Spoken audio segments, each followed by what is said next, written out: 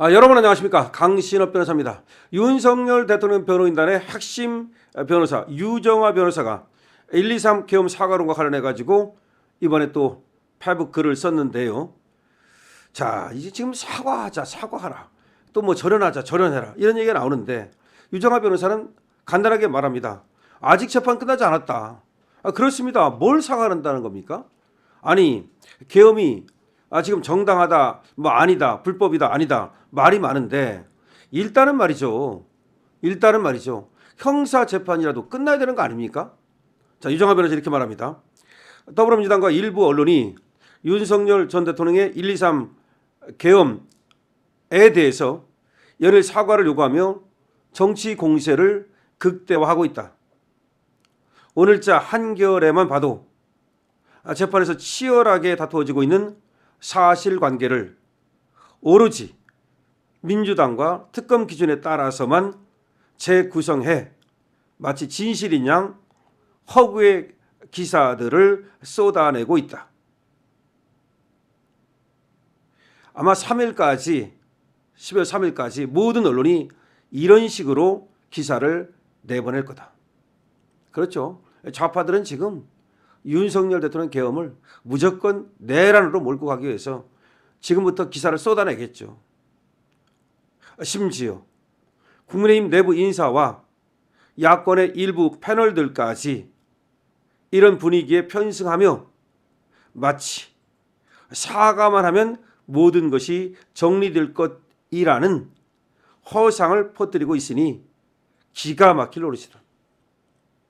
그러나 이것은 명백히 무죄 추정과 법치의 근본을 스스로 걷어찬 채 민주당의 프레임에 동조하는 행위다. 민주당의 전략은 단순하다. 123 계엄 이퀄 내란. 이라는 낙인을 정치적으로 굳혀서 2026년 지방선거까지 끌고 가는 것. 지금 그들은 기소, 재판 여부와 상관없이 정치적 유죄를 먼저 확정해 버리고 이를 통해 보수 진영 전체를 수세로 올려놓으려 한다. 사과 요구는 명백히 그 정치 공작의 첫 단추다. 하지만 재판은 아직 끝나지 않았다. 법원에서 사실관계와 적법성이 다투어지는 중인데 당사자가 사과부터 해버리는 순간 무죄 추정의 원칙은 완전히 무력화된다. 사과 있고 잘못 인정이라는 정치적 선전이 민주당에 의해 전국적으로 확산될 것이고 그 틀을 한번 빼앗기면 이후 어떤 반론도 통하지 않는다. 사과를 하면 끝날 거라고 믿는 사람은 애초부터 민주당의 프레임에 적극 가담하고 있는 자들이다. 국힘 내외부에 어떤 사람들이 그런 워딩을 사용하고 있는지 보라. 그들이 가담자들이다. 이처럼 무책임한 내용이 반복될수록 민주당은 더 여유롭게 내년 선거 전략을 설계하게 될 것이다. 보수 진영은 더 이상 스스로를 무너뜨리는 배신과 요설에 흔들려서는 안 된다. 과거 성범죄 피해자를 2차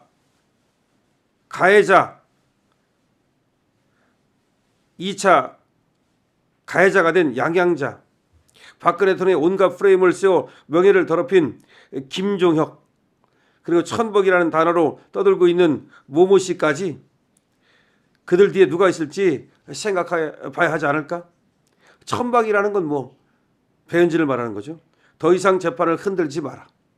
이런 글을 썼습니다. 자, 유정화 변호사가 쓴 글의 내용은 뭐냐면 더 이상 재판을 흔들지 말라는 겁니다. 사과를 강요하지 말라는 겁니다. 지금 재판이 안 끝났다는 겁니다. 근데 쟤들이 하는 건 뭐냐? 결국 123 계엄 이꼴 내란. 그것이 민주당의 프레임인데 지금 사과 운운하는 자들은 저 민주당의 프레임에 그대로 동조하는 자들이다. 그러니까 민주당 가담자들이라는 겁니다. 내란몰이 가담자들이라는 겁니다. 그러니까 우리 쪽에서 우리 내부에서 사과 운운하는 자들은 민주당 저 내란 머리의 가담자들이니까 그것들은 역적이고 배신자라는 겁니다. 그렇습니다. 지금 우리 국민들한테 물어봤더니 자 65% 그러니까 국힘 지지장의 65%가 국힘 지지자들 중에 65%가 사과를 갖다가 할 필요가 없다. 계엄에 대해서 사과를 할 필요가 없다라고 얘기하고 있습니다. 국힘 지지자의 65%가 무려 65% 높은 겁니다. 사과할 필요 없다는 겁니다. 만약에 우리 국민들이 말이죠. 그게 사과할 만한 사안이라고 생각을 하면 사과하라고 얘기합니다. 우리 국민들은 이 집단 지성이라는 건 굉장히 대단한 거예요. 한두 사람이 얘기하는 것과 그 수많은 사람이 얘기하는 건 근본적으로 다릅니다. 그런데도 불구하고 그건 사과할 일이 아니다라고 얘기하는 건 계엄은 헌법에 따라서 대통령이 권력을 행사한 것뿐이라는 거죠. 그 계엄에 의해서 문제가 된 것이 있습니까? 자, 그리고 그 계엄에 의해서 죽은 사람이 있습니까? 다친 사람이 있습니까? 그리고 몇 시간 만에 풀렸고 예를 들어서 그 계엄이 그럼 정당하지 않다면 그 부분에 대해서 나중에 재판이 끝난 다음에 예를 들어서 국민들한테 좀 놀래키고 심려를 끼쳐드린 거 그거에 대해서는 사과한다고 말할 수 있겠죠. 근데 그런 사과는 이미 했습니다. 안 한 게 아니야. 국힘에서도 벌써 몇 번 했지 않습니까? 그런데 무슨 사과를 하라는 겁니까? 쟤들이 하라는 사과는 뭐냐면 이거예요. 계엄은 내란이다. 그걸 인정하라는 거야. 여기서의 사과가 무슨 의미인가를 알아야 됩니다. 계엄은 내란이라고 하는 등식을 갖다가 인정하라는 거예요. 그렇기 때문에 사과를 하는 순간 뭐가 되느냐? 여러분 그걸 알아야 됩니다. 지방선거는 폭망입니다. 아니 자 계엄이 내란이라는 걸 인정하는 순간 아니 내란당을 갖다가 찍어주겠습니까? 한번 생각을 해보십시오. 그러면 당을 해체하고서 다시 만드는 게 나은 거지. 아니 예를 들어서 계엄이 내란이라는 사실을 쟤들이 만드는 프레임을 우리가 인정하게 된다면 그 순간 당은 말이죠. 그건 해체해야 되는 거예요. 그러니까 말이 안 되는 것이 저 보십시오. 한딸들, 저 한동훈 같은 애들. 쟤들은 계엄은 내란이라는 걸 인정하는 거예요. 그러면서 지가 이 당에 들어와가지고 공천을 받고 지들이 이 당에 들어와서 무슨 최고위원이 되고 지들이 이 당에 들어와서 무슨 당대표가 되겠다고 설레발을 치는 겁니다. 아니 김종혁 같은 자들도 아니 계엄이 내란이라는 것에 동조하는 거 아닙니까? 근데 왜 이 당에 들어와가지고 최고위원을 하려고 그럽니까? 아니 그럼 얼씬도 하지 말아야죠.